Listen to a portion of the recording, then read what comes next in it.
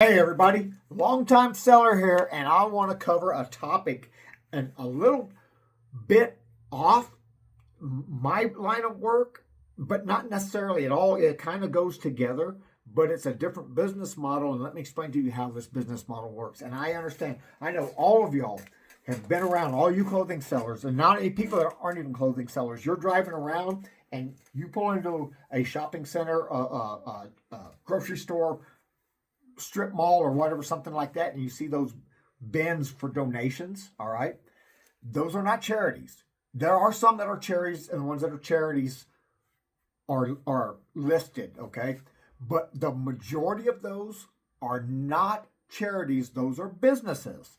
And let me explain to you how that business works. And before somebody goes jumping in there, building a box and sticking it out there, okay? Because there's a lot more to the backside on this, okay? Now, there are a lot of thrift stores. They have a central place where their donations come in, and then a lot of it is from those boxes, okay? And then it's sorted and goes out to their stores. Now, let me go through the actual cost and things to think of before you jump out there and consider this. And you think that, hey, man, people are just giving me stuff. It's free inventory. It's free. They just fill up the box and I go get the free stuff. Well, it's not really free, and let me explain that to you, okay? The company that sets up these collection boxes, and they'll say recycle, reuse, and different variations like that. There's a whole, y'all have all seen them, right? They have to build that box, okay?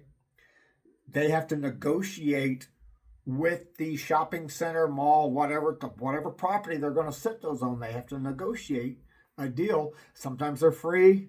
I don't know. Maybe they have to pay a little bit. I suspect most of that part is free. But anyway, so they have the cost of building the boxes.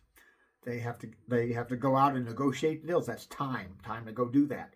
The third thing is they have trucks. Now, the more you have, the more trucks you need. And I'm not talking about a pickup unless you have just one box. They're using those big U-Haul size box trucks and stuff, right? And they may have a fleet, maybe they have 2, 3, or 4 of those, okay? So you've got the cost of that truck, okay? You've got the cost of the maintenance on that truck. And let me tell you something, as a mechanic for 44 years, I know the cost on that. When you got 10 tires on there and you're paying $400 or $500 a tire, add that up. That's not counting brake job and oil change. And oil change isn't $39.99 on one of them trucks, you know. It might be $399, depending on the model. But anyway, so you have all that maintenance cost on there. Then you have the employee cost, all right? You've got to have usually a driver and a helper that in those trucks driving around every day, going from box to box to box to box, getting all that stuff. Plus fuel, okay? Now you got fuel. You have to pay all that to get that free stuff. Now, but it doesn't end there. Now you have to have a place to process it. So now you've got rent. That's 7, right? That's 7 items I just listed. So now you got rent on that facility, not counting the electricity, the utilities, lighting, things like that associated with it. So there's another cost. Then that's sub cost on the building. Next thing you have is employees, as number 8, at the facility sorting stuff. Okay. Now you've got another set of employees. You've got the ones that went out picking it up. You got the ones sorting it to get it out to your different locations, your different thrift stores and stuff. Okay.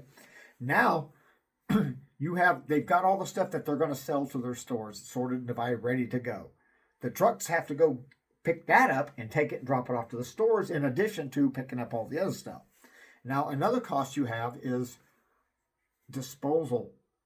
You have to get rid of stuff because let me tell you something. How many times have you drove past one of those donations that's clothing only and there's a mattress leaned up next to it or a ratty old couch because people will use it. They just think it's, oh, I'm donating under a little pretty, supposedly lying to yourself, but you can't lie to yourself. They're just dishonest people that do that. But they don't, or they're too lazy to actually haul it to the dump, and they go, hey, I'll just donate this, and that'll make me feel good. But no, you gave your trash to this place. Now this place has to pick it up and take it because I guarantee you the agreements they have with the property owners is they will keep that area clean and picked up. So when people drop off couches and pea-stained mattresses and junk, You have to get rid of that. And I'll tell you one thing, if you take a mattress to a dump here in my area, it's $10 a mattress to dump it, okay?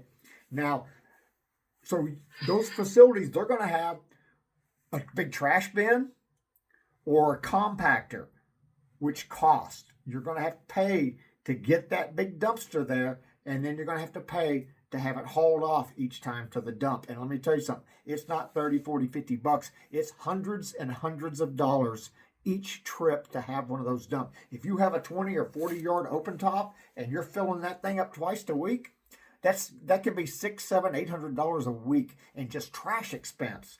See, so granted, you're getting your inventory initially for free, but once you add in all those costs, right? I think I had 9 listed. Once you add those costs in, now you have value in your inventory. So that's why thrift stores price the stuff the way they have, because there's so much of this work and expense on the backside. So you think this thrift store is getting their product for free? It's not free once you add all that in. They're paying actually quite a bit of money for those items. And granted, they're getting them less than I get them because I go buy them from the thrift store. So they have their markup, and then I have my markup when I go hand pick them. So that's how that works. That's how that collection side works. So if any of you thought about building one of them boxes and you're just going to get free inventory, let me clue you into something on the backside there. All that expense, and even if you don't have employees and you just put one box up there, okay, and you don't have a warehouse and employees and you're going to go pick it up in your pickup, right? You're still going to have to take the time every week or several times a week and go empty those boxes out, police up all the junk that was too big that people just dump off, and they always dump off, and you always see this, all right? Now you've got that trash, you've got to get rid of it. And I know most places, probably 90% of the country of the United States, you're not putting a mattress on the curb and it's going to freaking disappear when the garbage company comes. You're going to have to haul that off, all right? So remember, you can get product and donated to you, and you don't have to be a nonprofit group. You can just put on there, hey, recycling for the environment, okay? And that's basically what you do, what you are doing. But you're still going to have expenses of you're going to have to build the box. You're going to have to service the box. You're going to have to haul the trash off that's going to get there. And you are going to get some trash, okay? So there is an expense. Now, granted, if you just have 1 or 2 of those and you're small, your cost is less. But the bigger you get and the more you grow, the more the expense is. Now, if you had a thrift store, it would be nice. You can, if you already own like a thrift store, you can take collections at your thrift store. I did that when I had my thrift store, and I would take donations there. And granted, 50-60% of it was actual junk and trash, but I still got free product though that I could put in my store. Now I didn't have to, and I didn't really incur any costs because I already had a dumpster I was using for my thrift store. I didn't have to go pick it up. The only thing that cost was my time of processing it and putting it out there. But anyway, that's some deals so that when you think, just something to think about. When you see one of them boxes and you think, man, they're just getting free inventory. It's not free. You got to look at all that stuff on the backside. But, I mean, you can make money there. And let me tell you something. If you see all those boxes and they're always there and there's always boxes all over the place, there's donation bins, they're there for a reason because there is profit there. You can make money. Those boxes are not going to be there if those people are not making money. They're making money, but look at all the expenses. Think about all the expenses before you get there. All right. Well, hey, I'm just hoping that on the thrifting and resale side, that this open up your eyes on how things work. And if anybody has any questions or comments, hey, drop them down there in the line, and I'll respond to you. All right. Hey, Q4 is in the middle. I mean, not in the middle. We're right. It's amongst us. We're in the early part of November. Oh, shoot. We're already up in today's the 9th of November. Whew, man, Thanksgiving right around the corner, and then Christmas. We're in Q4. Get out there and list and bang them up.